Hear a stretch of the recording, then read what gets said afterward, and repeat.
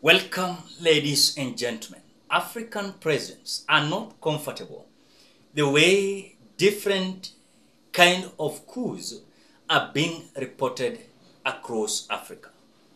As news was just in yesterday, when Gabon experienced a kind of its own kind of coups, as military has come out to take over about the leadership of Gabon, we are being told now that African presidents, and I want to name them, who have come out strictly to change the military leadership, or what they have done is to force those military leaders, or rather generals, to retire. But before we do that, ladies and gentlemen, if you're a visitor for the first time, please consider subscribing, liking, commenting, and sharing this video. Don't forget to like, give your opinion at the comment section below, and share. Pauline Njoroge is coming out to say this. He is saying that President Biya of Cameroon has made changes in the military top brass, and President Paul Kagame has retired various top generals in Rwanda. That is what we are being told. I read also a certain news that also Yoweri Museveni of Uganda, immediately the news of Gabon came in yesterday, he rushed and he met the military generals. What they are talking about, we don't know. But these presidents are panicking on whatever is happening in different countries, especially in these countries from West Africa. As we have experienced it in Mali, we have experienced it in Burkina Faso, we have experienced it yesterday in Gabon, we have experienced it in Niger, and also in different countries in West Africa. Now, this is not the first time that we are seeing this kind of panic. It seems like the intention of the military is to take over after the experience is that certain presidents have ruled for a long period of time. For example, look at the President Biya of Cameroon has ruled that country for a long period of time. Look at the president of Gabon that has been overthrown. Ali Bongo has ruled that country for a long period of time. Look at different presidents like Paul Kagame of Rwanda. They have ruled that country for a long period of time. So there is the kind of method that military have come out to decide that the only thing that they're going to rescue their country from democracy is to ensure that they are going to take over. Then after that, they are going to engage themselves to ensure that election is going to be conducted and someone else should take over from the leadership. As you have seen, the military is now having power. Militaries across Africa, they are having powers. And these powers are eventually assisting them to take over. And remember, when the military is deciding to take over from a president, there are several reasons why they are taking over. And I told you here, maybe number one, the president has been defeated during election, but he is not coming out to hand over the power to that person who have been elected. He is forcing himself to be part and parcel the leadership of a country. In other words, he don't want to retire, but he has been defeated already.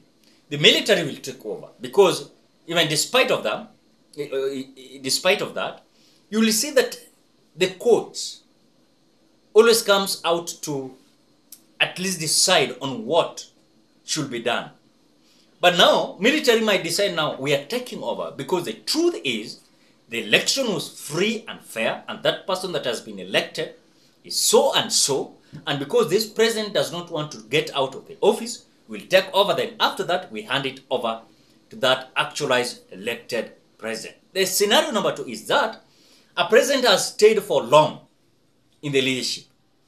he has stayed for long in the leadership. But something that is coming out is he doesn't want election to be conducted. He doesn't want any election to be conducted. But according to the constitution of our country, election must be conducted. So for that president, military might decide to take over. They might decide to take over that. Now, this president has been there for 70 years or 60 years. He doesn't want election to be conducted. And the benefit that we are getting from him is nothing. It's like just dictatorship. So what the military always do is to take over. Then after that, they announce election. That is whatever might happen. So when you look at even the military coming out to show that, those presidents who are panicking, these are presidents who have been there for a long period of time. Look at Yoweri Museveni. He has been there for long. Even some of us were not there yet on earth. Look at the Paul Kagame of Rwanda. Despite of the fight that was there, genocide. The truth is, after he took over, he is still the president. I don't know what the criteria these people used to be re-elected again. Look at the president of Gabon that was overthrown yesterday. Ali Mbongo, who is coming out to cry to the public, to make noise to the international community, so that they can be assisted. You've seen whatever is happening. You know, he is a president that has been there for a long period of time, over 56 years. Over 56 years. So if a military is coming out to take over, he's begging, you know. Look at the president of Cameroon. The same thing. He has been there for a long period of time. And something that is so terrible is that he's a president and some of bigger percentage of his life is outside the country. He's very sick. You know. So the military might just decide that now we want to take our country to another level. And they might take over. So these presidents who are changing the military generals, like we've seen the news coming from Cameroon, that the president has changed the military generals. In Rwanda, we are being told that Paul Kagame has forced the generals to retire, whom he is suspecting that might come up with that kind of idea. Several countries are not at peace across Africa. You might see it like something that is simple. No one is looking forward to be overthrown by the military because there is something shame. It is a kind of shame activity that any president will not even dream to be overthrown the way other president has been already overthrown by different military. You want to tell me today, the president that was overthrown in Burkina Faso, what does he say? What does it understand about the leadership of Burkina Faso? Because now the militant is now the president. So those are the criteria. Those are the criteria that are being used by the military to take over. Even despite of these presidents are panicking to change the generals. I mean, it doesn't make sense. It doesn't make sense. If Paul Kagame has been there for a long period of time, why at this time giving them retirement? So for me, I think there's just pure panic mode, and they have no idea on what next or which country is this kind of coup is going to hit. Because Africa has been a hotspot where the coup now is the language and also the song of the day. Day in, day out, it is about coup. Some people are predicting about the Equatorial Guinea. Some people are predicting about Cameroon.